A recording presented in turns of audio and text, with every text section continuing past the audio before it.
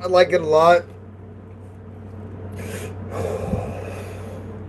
I'll be doing select readings as the insanity factor in this book really ramps up all the way to the top. It's more insane than the first Heretic. Without further ado, Echoes of Eternity.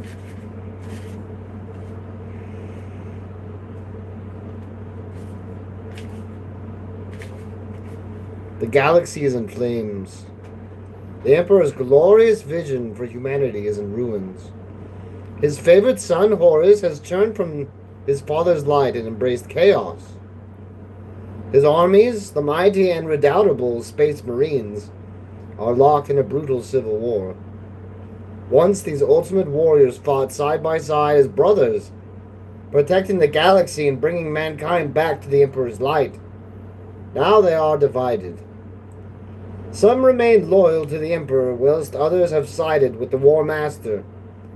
Preeminent among them, the leaders of their thousand-strong legions are the Primarchs. Magnificent superhuman beings. They are the crowning achievement of the Emperor's genetic science. Thrust into battle against one another. Victory is uncertain for either side. Thank you. Worlds are burning. At Istavan 5, Horus dealt a vicious blow, and 3 loyal legions were all but destroyed. War has begun, a conflict that will engulf all mankind in fire. Treachery and betrayal have usurped honor and nobility. Assassins lurk in every shadow. Armies are gathering. All must choose a side or die. Horus musters his armada. Terra itself the objective of his wrath. Seated upon the golden throne, the Emperor waits for his wayward son to return. But his true enemy is chaos, a primordial force that seeks to enslave mankind to its capricious whims. The screams of the innocent, the pleas of the righteous resound to the cruel laughter of dark gods. Suffering and damnation await all should the Emperor fail and the war be lost. The end is here. The skies darken, colossal armies gather for the fate of the throne world, for the fate of mankind itself. The siege of Terra has begun. So yeah, this is after. It's what I like about this is like it's easy to make promises, but to really deliver, that is resounding. The origins of chaos are explored throughout the Horus Heresy, but what it truly means to be a slave to chaos is explained. And as I've said earlier,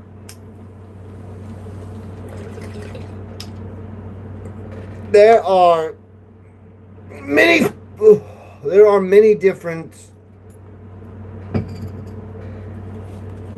perspectives. I'm only going to be sticking to the most sane. Chapter 1. A Red Sun Rises. The war was over. The Imperial Palace was dead. It had been a tectonic sprawl, breathless in scale, a marble scab the size of a continent that crusted all over the Eurasian landmass. Reaching from the dry eastern coast to the empty western sea. Now it was rubble. The legions that weren't destroyed were infected. The sectors that weren't abandoned were aflame. All that sacred rock gone to waste. The stone used in its construction wasn't only Terran in origin. Luna had contributed, as had Mars, as had many of the moons spinning through the space in their sedate ballet around the Sol System's gas giants. Exosystem stone had been long hauled back from Terra,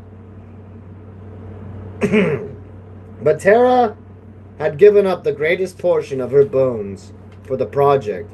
She was already plundered from the dark age of technology and scarred from the unknowable ruinations of the age of strife that followed. And she suffered again when the imperial ambition mined her crust hollow. The Emperor's people tore a planet's worth of precious stone from the ground, dragging it from the deep earth. by the sweat of slaves and prisoners and servitors, Terra surrendered her bones. Not that she had a choice in the matter. And they were hauled away beneath the gaze of adepts, payloads for code-goaded imperial machines, polished, refined, processed, rendered into art by architects, rendered into reality by laborers, rendered into battlements by soldiers. And now, gone, all of it, a continent razed, a hemisphere reduced to rubble. A single tower will fall, and its dust chokes a city block for hours. The death smoke of spires tumbling will blanket a region for days, turning the air to gray dust. But a witness in the sky drifting above the devastation now wouldn't see a lone spire fall, or the death of a mere 2 towers. A palace of gods and demigods had been laid to waste. This witness would see the aftermath. Dust. Dust. Dust. From horizon to horizon. An axiom from a more enlightened age stated, society grows great when old men plant trees whose shade they know they shall never sit in. The sentiment speaks not only for sacrifice, but for vision. A future with foundations born in the deeds of the altruistic dead. Instead of such a sacrifice, and bereft of vision, Terra now burned because of weapons in the shape of men. Higher than life can climb unaided, above the thinnest reaches of the atmosphere, the War Master's fleet lay anchored in orbit. Space was no longer a void. Beyond Terra, what was once the cold vacuum of space had now curdled with an infestation of unreality. Colors without names tendrilled around the armada, wreathing ships in a clawed fog and dipping their misty protuberances into the planet's exosphere. The void mist coalesced into figures and shapes 1,000 times larger than ships themselves. The silhouetted promises of watching gods. Eyes the size of moons opened and closed in that seething mist. Teeth were bared, the length of continents. Great wings capable of eclipsing the sun spread and furled and rotted away and regrew. The orbiting ships absorbed the mist, their ironwork warping with its saturation. To open a Vox channel was to listen in on burning souls. Elsewhere in the galaxy, the Craftworld refugees of the Eldari race would recognize these sights of unreal wonder.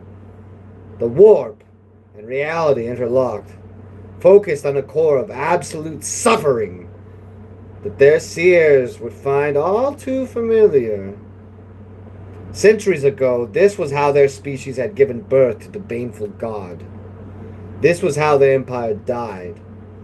Thousands of crew members looked out the toxic skies and down upon the world below, and their victory turning to ash. Terra was dying. The savants and scholars of Kelbor Hall's new Mechanicum could perceive the exact threads of annihilation, grasping the delicate balances of life and physics being thrown aside in the name of regicide. But the truth was evident to everyone. Anyone that looked out of a porthole or gazed from the wide windows of a command deck saw it plain.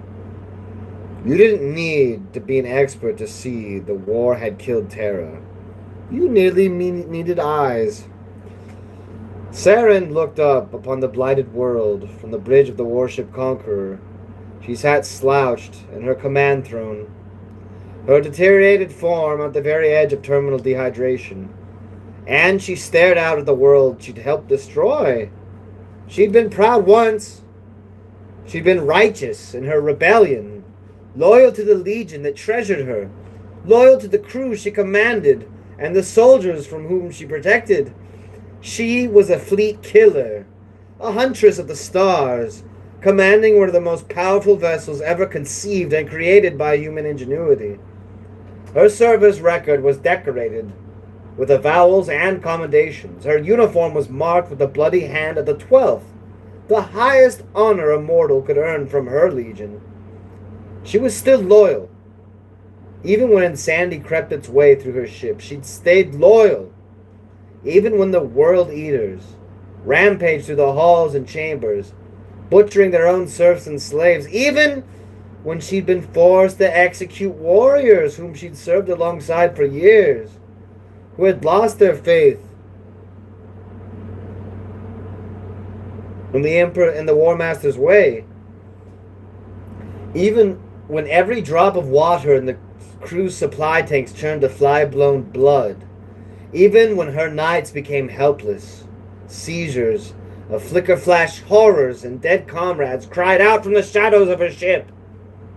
Even when the degrading conqueror began to phase in and out of reality, and entire districts of its lethal bulk turned rancid. Even when her skin began to scale with the rawness of her sins manifesting on her flesh. Lotara Saren had sworn her loyalty to the very end. And now, the end had come.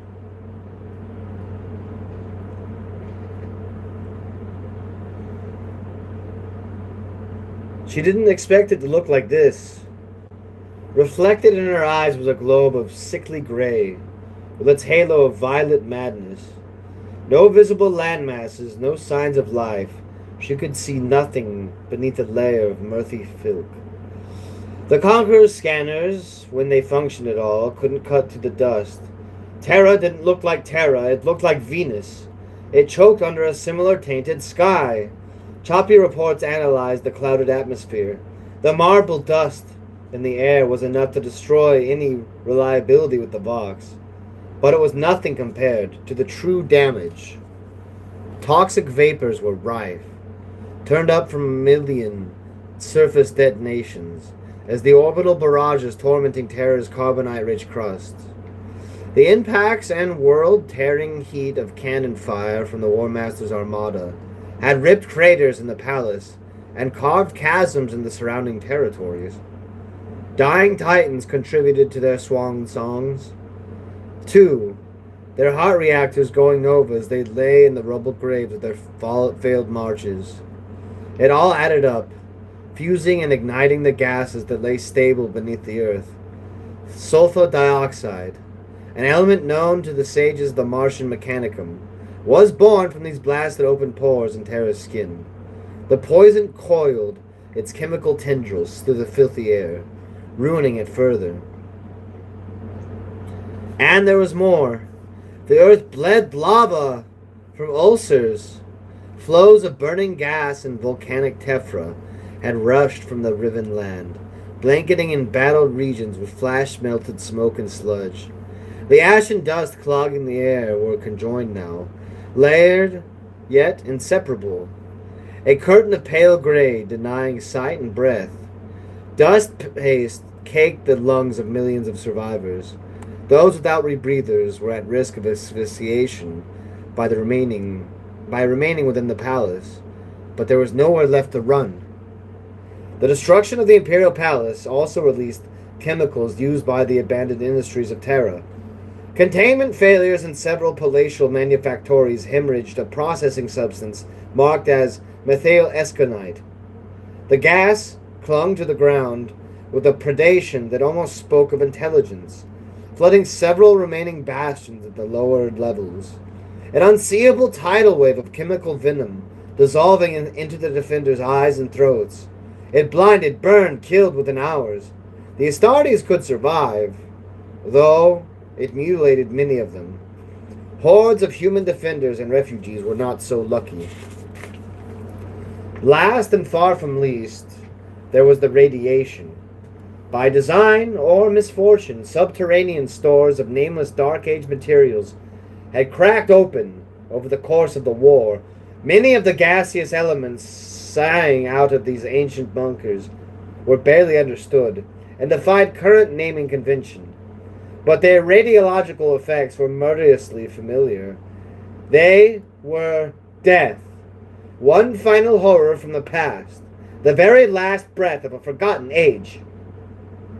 Lotara had taken the last report she'd seen, given it one of the few remaining Mechanicum sages still aboard the Conqueror.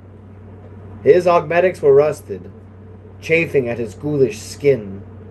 Blood poisoning showed in lightning bolt veins across his flesh. He had to tap out a reply on his speaking keypad because his vocoder had degraded beyond repair. He never even set foot on the surface. The Conqueror had done this to him. When he printed his reply to her, Lotera read it 3 times to be sure she understood what the war was doing to Terra. And there it was, laid out in grinding totality. The absolute destruction of humanity's birth world. The war that had let the galaxy burn now covered every inch of Terra's surface, darkening the heavens and gouging into the planet's mineral flesh. But it wasn't the toxicity or the blindness that struck with her. It was one of the tech priest's simple, blunt summations halfway through his analysis. He detailed how the sulfuric elements from the world's injuries had seeped into the air, scattering Sol's incoming light with the inhuman visual spectrum. With this explanation, a brief note gave simple context. To those on the surface, the sun has gone red. She couldn't shake the image. She looked at the Oculus view screen. From orbit, a pall of gray covered the entire world. They had come to take the throne world, and instead wrapped it in a funeral shroud. Karn! She spoke out loud for the first time in hours, or perhaps days. The closest crew paid no mind at all. They were hunched at their own consoles, lost in their own pain. Karn! Lotara said again. Karn was not far from her command throne. His visage was a riven mess of scars and battlefield staple stitches. He didn't say anything. He never said anything anymore. Her stomach clenching was the only warning she got. Her insides heaved with enough force to drive her out and onto her knees, ears ringing with pressure, spit streaming between her open lips. She cried out at the sudden pain, at the poison running up her throat, and the yell turned into a hot flush of vomit slapping across the deck. As she gasped for her breath back, she looked down at the half-digested spread of her last meal.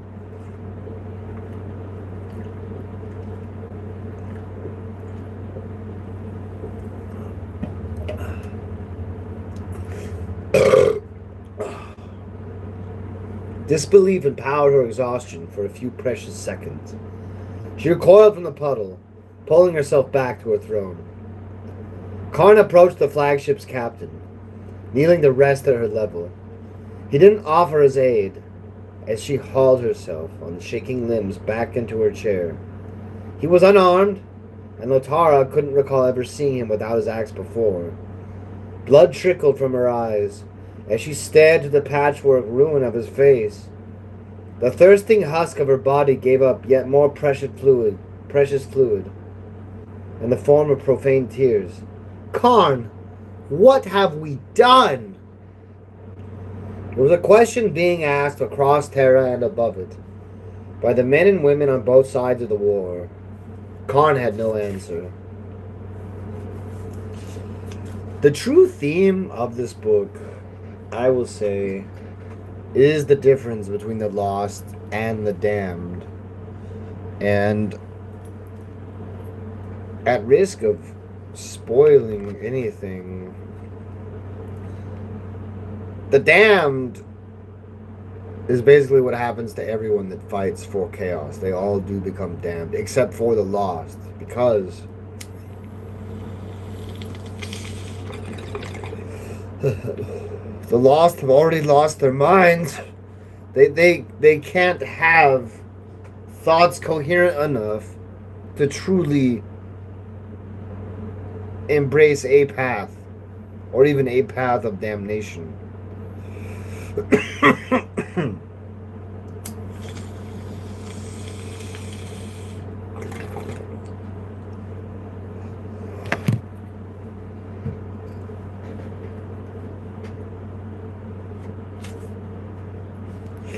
Somewhere in the dust, a gladiator hunted in the weakling light of scarlet dawn. He staggered as much as walked, stumbled as much as ran. Any sense of grace he once possessed, now a shredded memory. His motions were those of an infected beast, his mind aflame with urges that devoured reason. His crested helmet turned this way and that in animal kinetic spurts. He moved as if rabid. The enemy had broken and run minutes ago, hours ago, days ago. He couldn't see them now. His joints snarled as he jerked his head at shadows in the ash, at sounds muffled to unreality. A chain axe idled in his gauntleted fist. It wasn't his axe, and he couldn't recall where he'd found it. Sometimes the weapon's teeth whirled, chewing dirty air. The blood that caked the axe's fangs had dried to gritty paste. The gladiator had a name, though in that moment he barely knew it. He also had an honored, vital role within the ranks of his legion, which was something else the pressure in his skull had leached away. The pain engine implanted against his brain was biting deep, a clicking parasite, making a meal of his central nervous system. He salivated as he stared into the dust. In these moments, which were becoming more frequent, he was less a reasoning being and more a vessel brimming with notions of immediate instinct. Tick-tock, tick-tock the butcher's nails sing, sending needle prick signals into the meat of his mind. This is pain, it promised him, and you will feel it until I allow you pleasure. And so shark-like he pressed on. To stand still was to feel the implant's razor kisses deep in his skull, where he couldn't scratch. Things were happening, had changed. With the pain engine remapping his mind, the chemical cognition was shattered. The adrenal violence that once brought ecstasy now brought a thin relief. Treasured, yes, but hardly the same thing. Before, the gladiator had chased the feeling of exhalation. Now, he pursued tantalizing caresses of relief. They were never enough to become pleasure, not even close. But they had come with the cessation of pain. His armor was scavenged.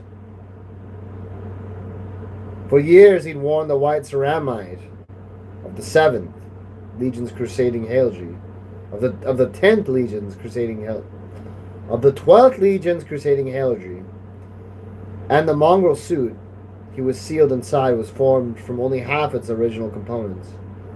He couldn't recall repainting its warplate, nor granting a serf permission to paint it for him. Yet there it was, revealed in the patches where the dust briefly brushed away. Ethereal red instead of the familiar filthy white. Yes, things were changing. This didn't trouble him. Perhaps it would have, had he given it thought. But, in the rare moments he turned his mind in that direction, the nails would gnaw hard enough to trigger muscle tremors. They promised him peace, only if he ran, roared, killed, maimed, burned. So he did those things when he could, and grew drunk with pain when he couldn't. And one dimly remembered point, he tried breaking his skull open against the wall, rhythmically crashing his forehead against the broken marble, in a bid to drain the vileness from his head. It had worked until it hadn't. Then the pain came back, twice as bitter.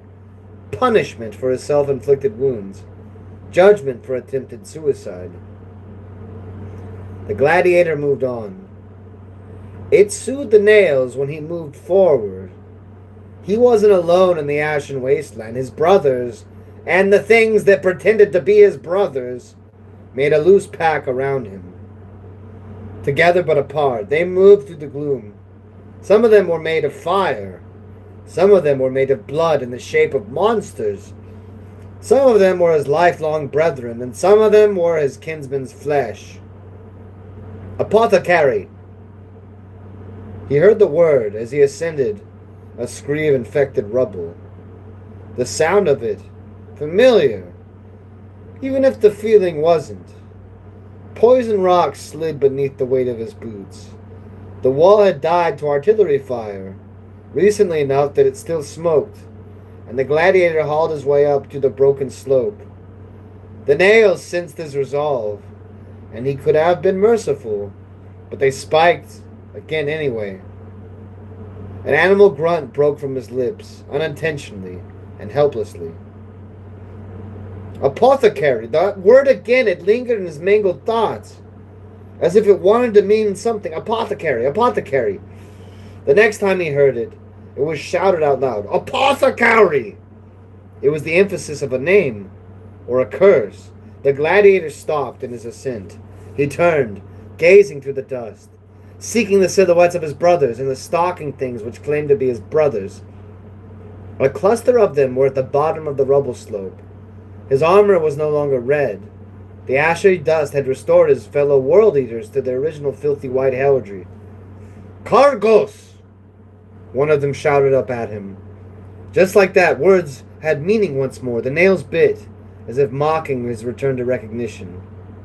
The gladiator, Cargos, he thought. I am Cargos. He turned to box down to them, but the box web was useless. Who calls? The answer wasn't an answer at all. It was a demand. Medic! Cargos descended, half skidding down the rock-creep rubble. The cluster of silhouettes resolved into shapes, then became the figures of his brothers, his actual brothers, not the things that professed brotherhood. 29 of his kindred were down, their bodies dragged by the survivors, sane enough to resist the song of the nails. He looked over their broken remains, lying in loose rows, already shrouded with gray-white dust. Bolt impacts and chain blade tears marked their armor, but ceramite rent open to reveal the destroyed meat inside. Cargos turned his gaze to the survivors, the world-eaters, still standing. Others stalked past them in the dust, climbing the slope, seeking prey at the behest of the pain engines.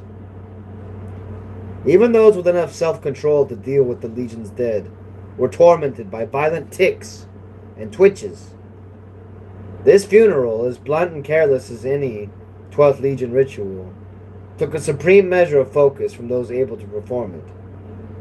What are you waiting for? One of them grunted. Cargos couldn't make out the warrior's identity, but the dust coating his warplate. Harvest them! The warrior ordered. Cargos looked down at his armor, at his empty belt and bandolier. When exactly had he lost the tools of his trade? The metal vials of stimulant serums and combat narcotics were gone. His narthecium was a broken ruin, a bolt-hit husk of missing instruments.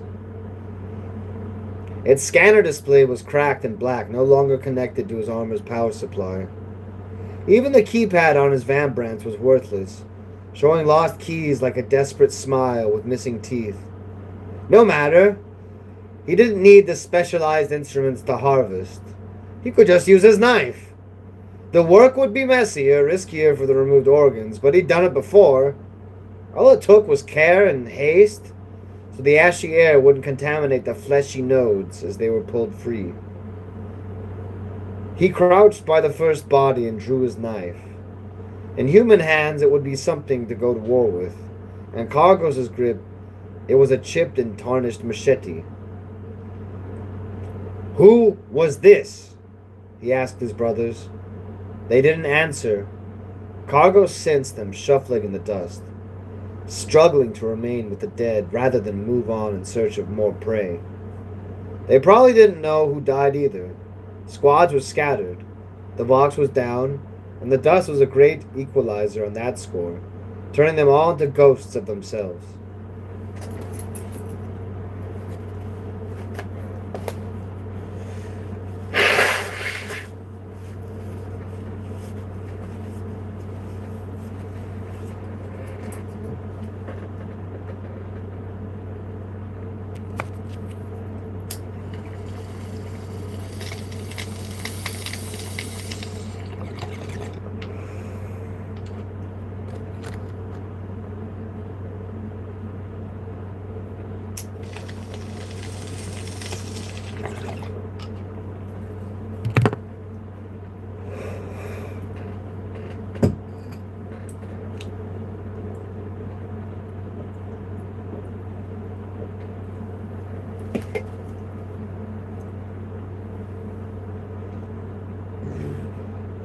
Who was who hardly mattered now.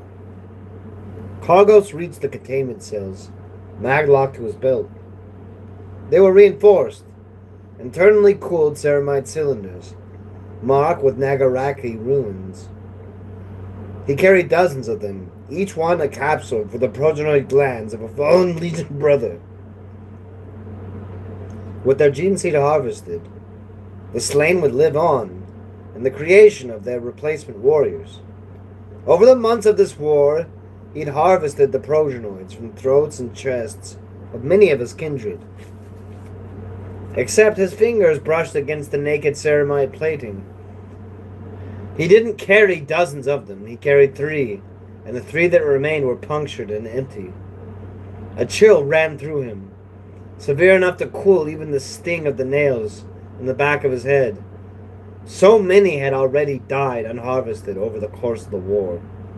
How many had he harvested only to lose their genetic legacy in the fitful nothingness between bouts of clarity?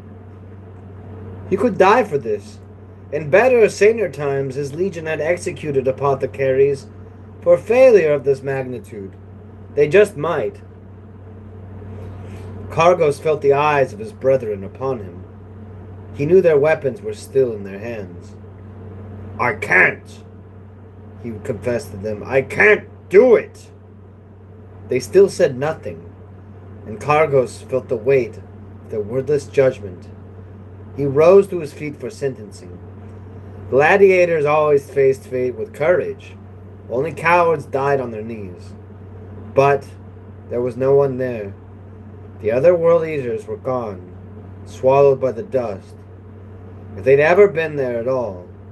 He looked down, the bodies were gone too. He stood alone in the dust, utterly alone. Alone, that is, but for a sudden pinch along his spinal nerves. The nails bit, offering a motivational pulse of pain, promising more if he remained still. Kargos turned, staggering, stumbling. No longer really Kargos at all, just the gladiator again. Time passed strangely in the ash. At some point in Kargos' staggering journey, shapes resolved around him. A few became many, and many became more than enough. He knew some were his Legion brothers, and some were not. And he could tell the difference by those that could see where they were going. He and his brothers were blind, but the things that pretended to be his brothers and sisters could see well enough to hunt. These bloodletting creatures hunted ahead of the horde.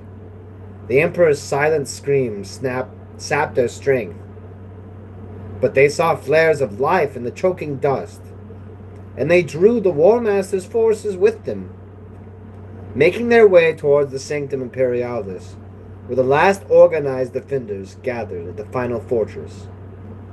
It was a tide. Hundreds of thousands of warriors and soldiers and demonic entities merging into a wave of God-soaked intent. Rank meant little now among the mortal cast of this horde. Military cohesion had lost and been broken down into myth.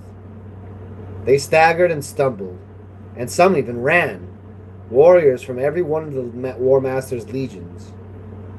A seething host of abused minds and diseased souls. Some exulted in their shackles of divine slavery. Others falsely believed themselves free. It made no difference. A slave was still a slave, even if he crowned himself king.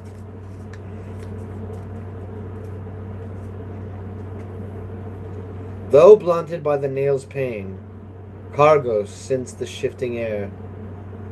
The veil between worlds was so very thin now.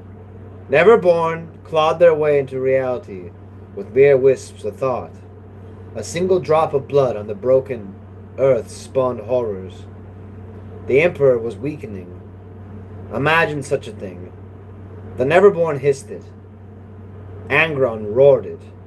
Horus promised it. Soon the time would come to drag down the walls of the final fortress.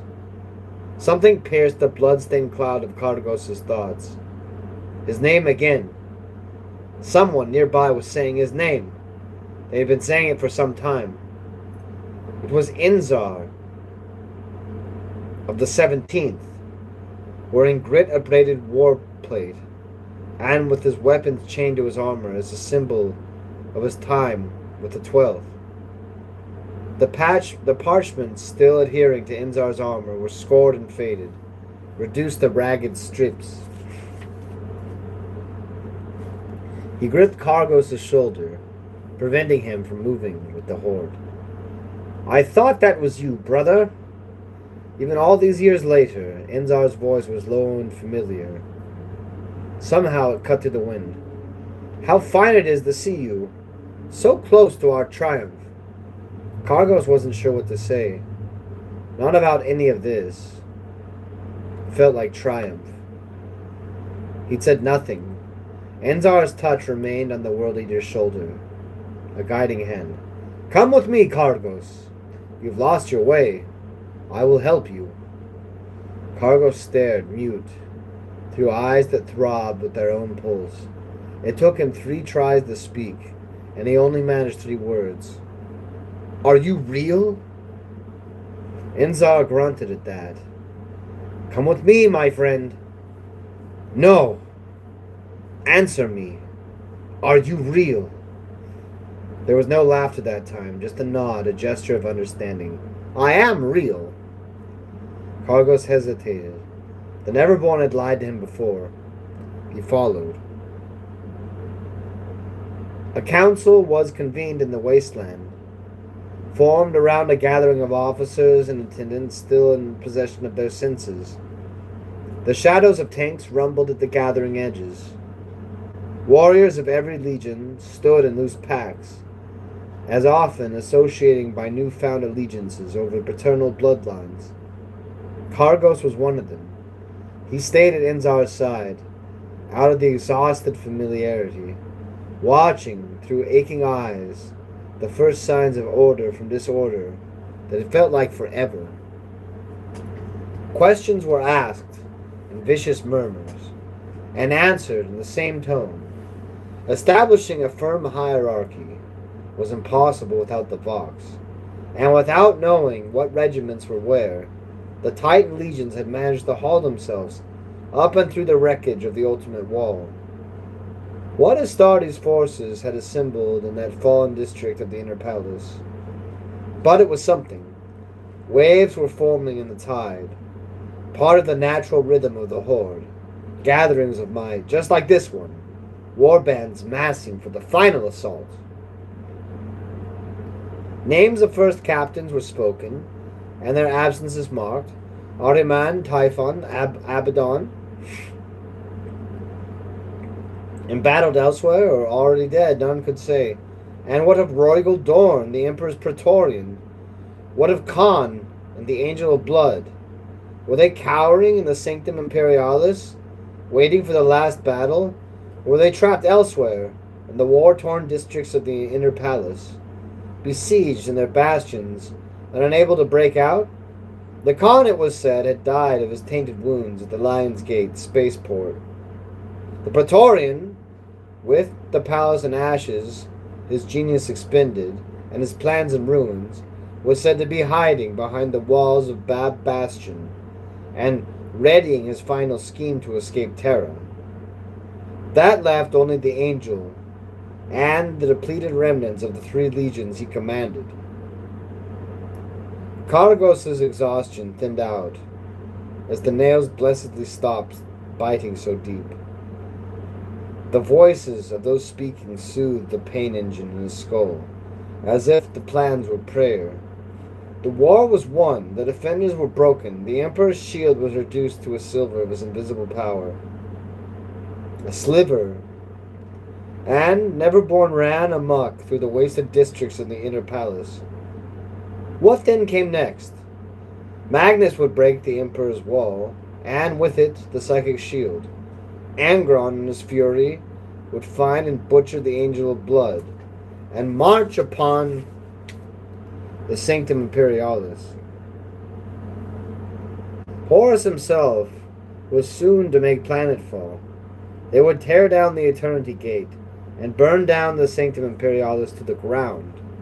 They had the numbers, the defenders did not. So let it be spoken, let it be done.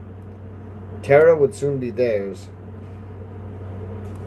Something about all this doom and gloom is from nearly every perspective it seems as though the war is over, and I had once held it against the Emperor's children for abandoning the siege of Terra to just plunder the planet. But I see kind of almost why it makes sense now is there wasn't really room for them. There was such a massive force assembled that it didn't, and at that point also the defenses were also like crumbled and destroyed. So I can see now why they did what they did.